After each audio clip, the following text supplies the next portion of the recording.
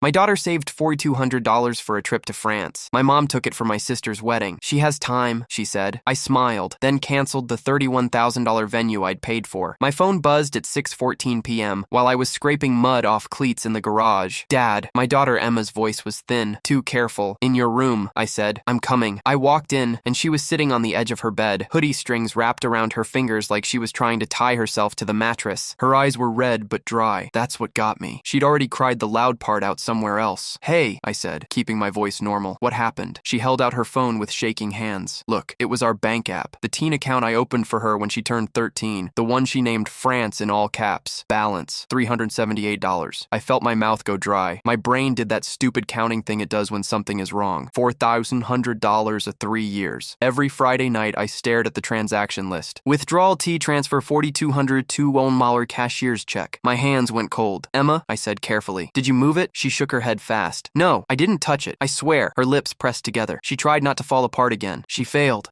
Emma's voice cracked. Grandma took it. I blinked once. What do you mean she took it? Emma's breath started doing that hitch thing. I went to the bank after school because Mrs. Daly said the first payment for the trip is due Friday, and I wanted to be early. She wiped her face hard with her sleeve like she was mad at the tears for existing, and the teller was like, oh, this account already had a cashier's check cut yesterday. I felt my stomach drop so fast it was like missing a step on stairs. I sat on the floor because my legs stopped trusting me. Yesterday, Emma nodded, eyes huge, and I asked who did it, and she said the account has an authorized adult on file. My mom, Emma, whispered, Dad, I'm not going to get to go. That's when the sob hit her. Not cute crying, full body, quiet, ashamed, sobbing like she was trying to make herself smaller so the loss would fit. I babysat for the Hendersons all summer, she said into her hands. I didn't buy homecoming tickets. I didn't get my nails done. I didn't. I put my hand on her knee. My fingers felt numb. I'll never get to go now. I didn't scream. I didn't throw anything. I stood up, picked up my keys, and said, get your shoes on. We're going to Grandma's. Emma's head snapped up. Dad, I'm not mad at you. I said, I'm going to ask one question, then I'm going to listen to the answer. And even as I said it, my brain was already counting again. How many times I'd let my family call it help. How many times I'd swallowed it because I didn't want drama. How many times Emma had watched me swallow it. We pulled into my mom's driveway at 7:02 p.m. The porch light was on like a stage. My mom opened the door before I knocked, smiling like we were there for dinner. Chuck, hi baby, she said to Emma, sweet as syrup. Emma didn't move. She just stared past her like her body was trying to decide whether the house was safe. I held up my phone with the bank screen. My mom glanced at it, then back at me, still smiling. Oh, she said like I'd shown her a sale flyer. Yes, about that. That's when my daughter made a small broken sound and my mom said, perfectly calm, I borrowed it for your sister's wedding deposit. I'm Chuck. I'm 41. I coach rugby at a public high school in Raleigh, North Carolina, and I run a private training group on weekends for extra cash. Emma is 16. Smart, stubborn, the kind of kid who apologizes when other people bump into her. She got that from my side of the family. I've been trying to unteach it. Her mom and I split when Emma was 10. No big scandal, just two people who turned into roommates who hated each other. Emma lives with me full time. Her mom is in Charlotte and sees her once a month when she remembers. My mom Linda is 68, retired, church lady voice, the I'm just trying to help kind of cruelty. My sister Kelsey is 34, the golden child, the family's main character. She's getting married in June 2026 to a guy named Brent who sells commercial flooring and thinks cargo shorts are a personality trait. My mom's whole life is Kelsey's life. Kelsey's needs are emergencies. Emma's needs are nice to have. I used to think it was subtle. It wasn't. It was just normal to me. Incident 1 was Emma's 13th birthday. She wanted a small thing, a used laptop for school, nothing fancy. She'd been borrowing mine to type essays. My mom came to the party, hugged Emma, then handed Kelsey a gift bag first. Kelsey pulled out a designer purse and squealed. Emma smiled politely. That careful smile kids do when they're trying to be grateful for the air they're allowed to breathe. Later that night, Emma said quietly, it's okay, Dad. I hated that sentence more than anything because she meant it. She meant, I already know how this works. Incident 2 was when I got promoted to head coach last fall. I was proud. Emma was proud. We went out for tacos, just us. My mom called and I stupidly answered. She said, that's wonderful, Chuck. Then immediately, so you can probably help with Kelsey's engagement party, right? She deserves something nice. I remember staring at Emma across the table. She was dipping a chip like she wasn't listening, but her eyes flicked up quick, checking my face. Weather report. I told my mom, I'll see what I can do. Emma's shoulders dropped a fraction like she'd been bracing. Incident 3 was the babysitting. Emma started at 13 with the Hendersons 2 streets over. Every Friday and Saturday night, $12 an hour at first, then $15. She kept a little notebook, dates, times, payments. She'd come home smelling like microwave popcorn and toddler shampoo, count her cash, and put it in a zip envelope. When she turned 14, we opened a teen account. She made me promise to not touch it. Not even as a joke, she said. I swear I I told her it's yours. She named it France because our district does a spring trip for juniors and seniors. 10 days, Paris, Lyon, a home weekend. It's the kind of thing people forget is a privilege until they see a kid work for it, like it's oxygen. My mom loved the story when it made her look like a supportive grandma. She's so responsible. She'd tell people at church. Then she'd turn to Emma and say, "Don't get your hopes too high. Things happen." That was my mom's favorite phrase. Things happen like consequences fall from the sky and not from her hands. We lived with my mom briefly 2 years ago after my rent jumped. Just 6 months. Temporary, she said. Temporary with rules. Don't make a scene. Be flexible. Family helps family. And the biggest one, Kelsey needs this right now. Emma learned to shrink in that house. She started asking permission to eat. She started saying sorry when she coughed. One night, I found her in the kitchen washing a single spoon by hand. "Why are you doing that?" I asked. She shrugged without looking up. "So Grandma doesn't say I left a mess." I remember staring at my own child, hands red from hot water, and realizing she was practicing being invisible. I told myself it was temporary. It wasn't. When I finally got us back into our own place in January, I promised Emma it would be different. "Your money is safe." I said, "Your trip is happening." And I believed it because I'd done the responsible adult thing. I'd left my mom on the account as an authorized adult, not because she needed access, because the bank lady said it's easier for minors, and Grandma can help if there's an emergency. An emergency. Apparently my sister's wedding deposit qualified. So when my mom stood in that doorway on February 2nd, 2026, smiling at my crying daughter, it all snapped into focus. This wasn't random. This was the pattern. This was the system. I kept my voice even. It took effort. It felt like holding a barbell in my throat. "Linda," I said, "did you take $4,200 out of Emma's account?" My mom's smile tightened like she was trying to keep it from slipping. "I told you," she said. "I borrowed it." Emma made a choking sound behind me. I held up my phone again without asking. My mom made a small, impatient sigh. "Chuck, don't do this in front of her." "In front of who?" I asked. "The person you stole from?" My mom's eyes flashed. There it was, the real face. "Stole is a harsh word," she said. Emma whispered. "It was mine." My mom turned that syrup voice on her. "Honey, sweetie, you're 16. You have time." Emma's hands clenched at her sides. Her fingernails were bitten down to nothing. My mom looked at me, still in control. "Your sister's wedding is once in a lifetime." I felt my teeth pressed together. My brain counted again. Once in a lifetime. Once in a lifetime. Once in a lifetime, I said. "Where's the money?" My mom waved a hand like it was boring. "It went toward the venue deposit. Kelsey had a deadline. Non-refundable." "Show me," I said. She blinked. "Excuse me. Show me the receipt," I said. "The cashier's check, the contract, the deposit confirmation, anything that proves where my kid's money went." My mom's nostrils flared. "I'm not being interrogated in my own home." Emma's voice broke. "I was supposed to pay my first installment on Friday." My mom didn't even look guilty. She looked annoyed. "She can go next year," she said. "Or later. France will still be there." Emma's face crumpled like she got punched. That's the moment I stopped arguing and started documenting. I pull my phone out and hit record. Not dramatic, just steady. "Say it again," I said. For clarity, my mom froze. "Don't you dare." "I'm already daring," I said. Emma whispered. "Dad, I need this," I told her softly without looking away from my mom. Not for revenge, for reality. My mom's voice went sharp. "Stop recording me." I kept it calm. "You withdrew $4,200 from Emma's account without permission. You used it for Kelsey's wedding. You're refusing to return it. Is that accurate?" My mom's mouth opened, closed. Then she went for the reframe. "Kelsey needed help," she said. "You know how stressful weddings are. And frankly, Chuck, it's not like Emma paid rent." I stared at her. "She's a child." My mom lifted her chin. "Family helps family." I nodded once. "Got it." We left. Emma didn't say a word in the car. She just stared at her knees and rubbed her thumb over the seam of her jeans like she could erase the last 5 minutes. At home, I made tea. Neither of us drank. I opened my laptop and started a folder called Emma France 2026. I saved screenshots of the bank transaction. I saved the original account opening paperwork. I pulled up the school trip email. Payment 1 due Friday, February 6th, 2026. $1,500. Emma sat at the kitchen table with her arms wrapped around herself. "I should have hidden it," she whispered. I hated that. I hated that she was blaming herself for trusting her grandmother. I said, "No, you did everything right." She swallowed hard. "Is there any way?" "Yeah," I said. "There's a way." I called the bank the next morning at 8:11 a.m. I said, "I need to remove an authorized adult immediately." The woman asked, "Was there fraud?" I paused. My throat felt tight. I said there was an unauthorized withdrawal from a minor's savings. She got quiet. "Okay, we can flag it, but if the authorized adult made the withdrawal..." "I know," I said. "I'm still flagging it." She told me to come in. I took Emma out of first period. We went together. Her face was pale, jaw clenched like she was holding herself together with muscle. At the bank, the manager printed the withdrawal slip. Name, Linda Harper. Method, cashier's check. The manager said gently, "Because she's authorized, it's not technically theft under our policy." Emma's eyes flicked to me. "That weather report look..." I kept my voice steady. "It can still be theft under the law." The manager didn't argue. She just slid the paper across like she'd seen this kind of family before. I asked for copies. All copies. I removed my mom from every account. I changed passwords. I put a freeze freeze on Emma's credit because if my mom can justify taking $4,200 from a kid, I don't trust the limits of her help. Then I called Kelsey. She answered on the third ring, breathless and happy. Hey, what's up? I said. Did mom give you $4,200 from Emma's babysitting money? Silence. Then, oh my God, are you seriously calling me about that? Yes, I said. Did she? Kelsey sighed like I was a waiter who brought the wrong salad dressing. It's not like Emma won't go, she said. She can literally go another time. This is my wedding. I stared at the wall above my sink. My hands felt cold again. You knew? I said. Kelsey snapped. Mom said you'd understand. She said you'd be a team player. A team player. Like my kid's dream was a league game. I said, tell me the venue name. What? She barked. Venue, I repeated. Name? Address. Who's the contact person? Kelsey laughed. No. Why? Because I'm solving the problem, I said. You're going to embarrass me, she said instantly. You're going to make it a thing. It's already a thing, I said. Emma is sitting at the kitchen table blaming herself for trusting her grandmother. Kelsey's voice went icy. Don't use your kid to manipulate me. I didn't yell. I didn't plead. I said name. She hung up. 10 seconds later, my mom called like clockwork. Chuck, she said sweetly, don't you start trouble. I stared at my laptop screen at an open email draft I hadn't sent yet. I said, what venue is it? My mom went quiet for half a beat. Then, why? I smiled even though she couldn't see it. It wasn't a happy smile. It was the smile you make when you realize someone has been playing checkers while you've been quietly holding the receipts. I said, you're right. My mom softened, satisfied. I know I am, I said. Kelsey's wedding is once in a lifetime. Yes, my mom said, warm now. Exactly. Okay, I said. Then let's treat it like it matters. And I clicked into my email because here's the part they didn't know. 3 months earlier in November 2025, I'd quietly paid $31,000 to lock in the venue. Not for my mom, not for Kelsey, for Emma. Kelsey had been crying about money. My mom was calling me daily and Emma had said one night after practice, Dad, just don't fight with Grandma, it's fine. That sentence again, it's fine. So I did what I always used to do. I fixed it behind the scenes. I told myself it was keeping the peace. Really, it was buying my way out of conflict so my kid didn't have to hear the yelling. I found the venue through Kelsey's Pinterest board. I called. I put my card down. I signed the contract under my name because the family was bad at details and I'm good at details. The contract was in a folder labeled Kelsey Venue on my desktop, and right there in plain English was the cancellation clause. Full refund minus $500 administrative fee if 120 plus days prior. It was February 3rd, 2026. We were 130-ish days out. My mom thought she had leverage. She didn't know I had the whole building. At 10:26 a.m., I sent one email. Subject line cancellation request event contract JRMH0614 body. Hello, this is Chuck Harper. I am the contract holder for the June 14th, 2026 event. I am requesting immediate cancellation per the agreement. Please confirm the refund amount and timeline. That was it. No speech, no threats, just a boundary in writing. At 10:41 a.m., the venue coordinator replied, Hi Chuck, we've received your cancellation request. Per your contract, refund will be $3,500. Please confirm the original payment method. My hands were shaking, but not from fear, from the weird clean feeling of finally stopping the bleeding. I forwarded that email to myself, printed it, and slid it into Emma's folder. Then I drove to the school and signed Emma out again. She sat in the passenger seat confused. Dad, what are we doing? We're going to make sure you go to France, I said. Her eyes filled instantly. How? I didn't answer yet. I needed to do this in the right order. We went to my attorney's office at 1:15 p.m. Not a courtroom, not drama, just a calm woman named Marisol Grant who charges $250 an hour and does not care about anyone's feelings when a minor's money is involved. She listened while Emma stared at her hands. Marisol said, Do you have proof the funds were Emma's earnings? I slid the notebook across the desk. Emma's babysitting log, dates, names, amounts. I slid printed Venmo screenshots from parents who paid electronically. I slid the bank statement showing deposits over 3 years. I slid the withdrawal slip with Linda's name. Marisol nodded once. Okay, Emma whispered. Am I in trouble? Marisol leaned forward, voice gentle. No, honey, you're the victim. Emma's throat bobbed. She blinked fast. That word victim hit her like it had weight. Marisol looked at me. You have 2 paths, civil demand letter or criminal report. I thought about my mom's face, the ease, the entitlement. I said, demand letter first, then report if needed. Marisol wrote one page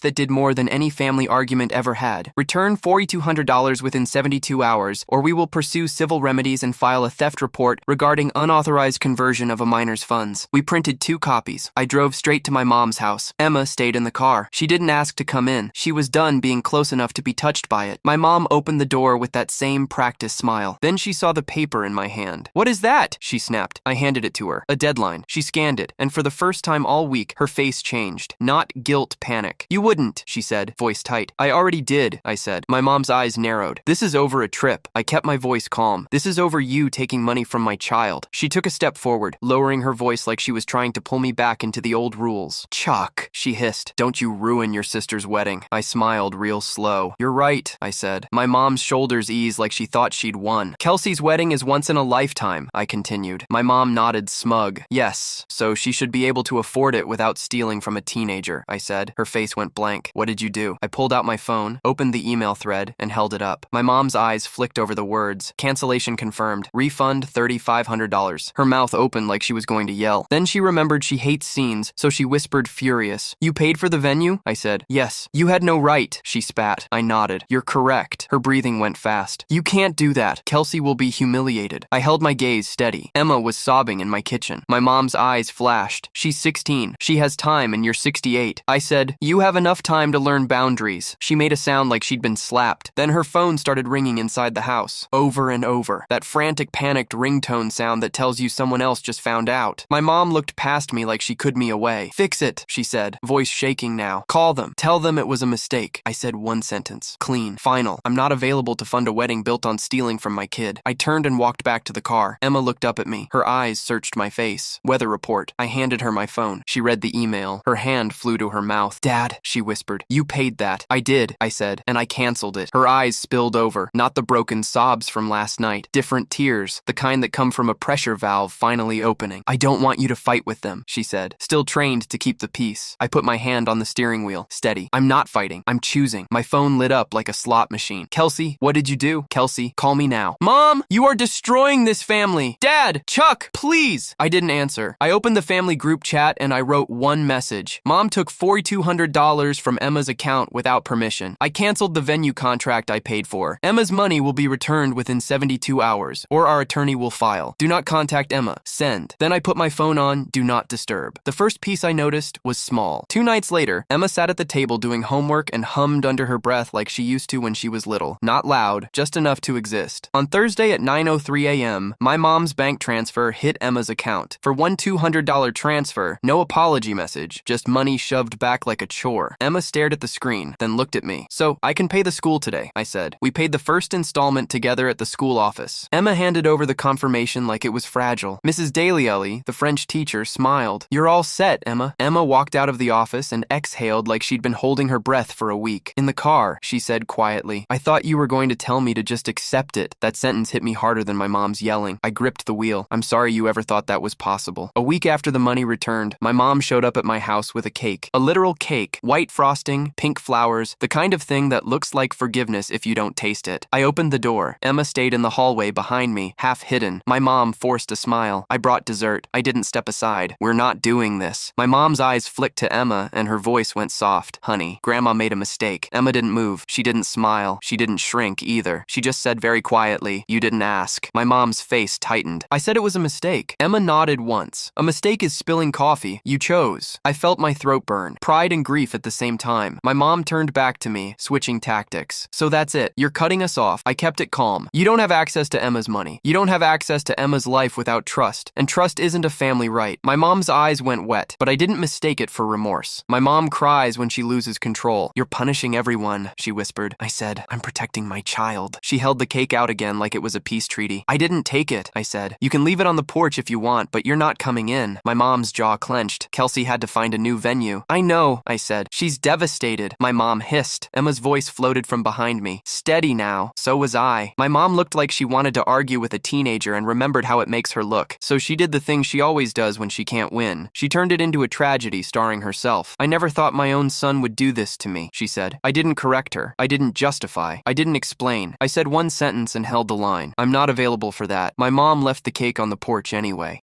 We threw it away. Not dramatically, just into the trash like it was what it was. Sugar used as leverage. Over the next month, the family tried one last rotation of tactics. My dad called inside a lot. Kelsey texted long paragraphs about stress and you don't understand what weddings cost. My mom sent a photo of me as a kid with the caption, remember family? I didn't respond to any of it. Emma went back to babysitting on weekends, but now she didn't hoard it in fear. We opened a new account at a different bank, only her name and mine. And for the first time in a long time, my daughter stopped apologizing for wanting something. In April, she came into the kitchen with a printed packing list for France and said like it was normal and allowed, Dad, can you help me find a power adapter? I smiled. A real one? Yeah. I said, I've got you. The moral is simple, and I learned it late. If someone can steal from your child and still call themselves family, then what they really mean is access. access, and access isn't love. Access is earned. My boundary is still in place. My mom is not on any account, not on any school form, not on any emergency contact list, and if she ever asks why again, my answer won't change. Love doesn't require my daughter to pay for it. Lessons learned. Protect your kids first. Family doesn't mean free access to steal. Keep records of everything. Don't let guilt control you. Real love doesn't require your child to pay for it. Sometimes the kindest thing is a firm boundary. Trust is earned, not